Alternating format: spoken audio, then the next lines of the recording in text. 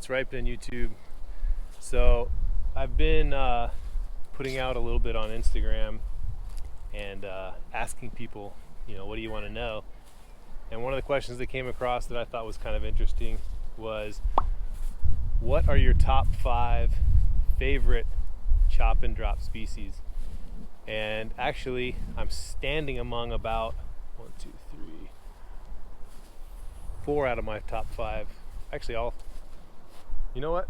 5 of them are right here, so I can stand right here and show them to you. The top one, or one of the top ones, would have to be this right here. This is my Inga. I believe it's Inga Vera ice cream bean. This is my favorite large, long to medium term nitrogen fixing tree. It grows quickly. It doesn't defoliate in the wintertime, so I have shade if I want it in the wintertime, or I can cut it back down. One thing that I love about it is that it's pretty fast growing. It doesn't mind wet feet, which is important for my climate here. And I'm looking for a good example. You'll see them here in my system kind of a lot. Over here I've got some older trees. One thing I like about them is when you cut them back, they actually resprout from the bottom just like a eucalyptus would. Yeah, so here we go. These trees are about 4 years old. And as you can see down here, there's old cuts here, but they're resprouting. And if I let them go, I could cut this whole tree back for biomass and let that go and replace it. And it would do so pretty quickly. Another one of my favorites is what you see right here. If you look down this line, this is actually Napier grass. It doesn't have to be the one that I have. I have a red Napier grass.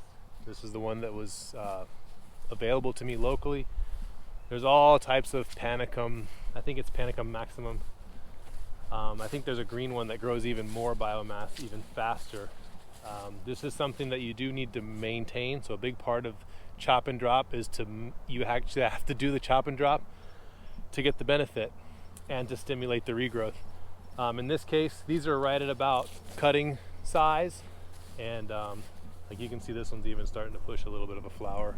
You can see that there. These need to be cut before they start developing too much of a cane, so that when I lay them down, they're not resprouting all over the place. Now, if I'm just cutting them and laying them on their own self, it doesn't really matter. But if I'm going to use them for mulch on another area, then I need to be mindful of that.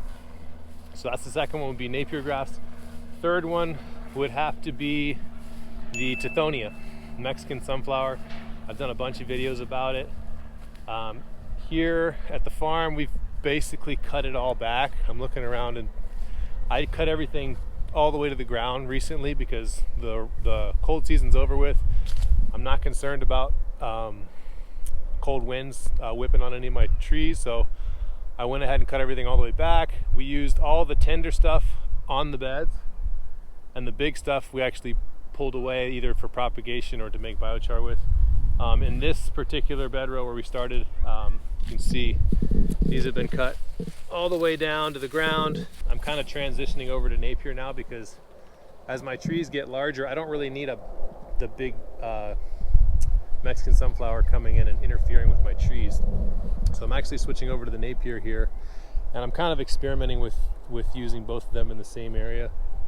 So we'll see how that goes over time. Another one, which you might not think of as a biomass plant, but I do personally, would be the bananas. And the bananas, I've removed a lot of my bananas now in the mango system, but I have them all over the farm here. You need a certain amount of biomass to get them started. So I don't know if it really qualifies as a biomass chop and drop, but it does create a lot of biomass, and it is really high value biomass because it's water rich. When you put it down, when you cut the stems open and put them down on the ground with the cut touching the surface of the ground, it's like putting a water tank on the ground, and it shields the surface. It's just a really helpful. Another one that I use a lot of, which doesn't look great now because we're at the end of the winter, so it's kind of gone dormant, is this right here. And this shouldn't be here. My maintenance is obviously behind schedule. I should be cutting these before they flower. But that's the Canopy Lily. And I've been using the Canopy Lily as a low as a low species just to fill in spaces, and it works for me here because it likes the wet, and we have relatively wet in the summer, and so it's a good way of kind of soaking up that extra moisture and putting it into something that I can cut. And I actually do cut my Canopy Lily several times each season. So what was that? Inga was 1, Napier was 2, Tithonia was 3, the banana was 4, and the canna was 5. So that's 5. I do have other ones that I could go into, but nothing's really popping into my brain as like a has to be mentioned species here. Those are the ones that I'm going to be focusing on in the future. This year I'm going to have Inga seeds, so I'll have those in the nursery. The Napier I can propagate from cuttings, Tithonia from cuttings. Bananas I'm doing the pups, and the cannas you can just dig up the rhizomes. That's another reason why I like them so much, for the just because they're easy to propagate. There's other nitrogen fixing species that I use a lot of, like the pigeon pea, the jack bean, a few other ones that are native or local to here. But that's it. Hopefully that answered your question. I appreciate the question.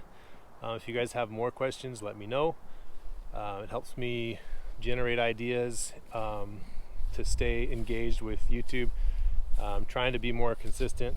I'm kind of pretty well known for being inconsistent with my social media. I've been paying attention to my mango trees, so hopefully you guys enjoyed that, and I will see you next time.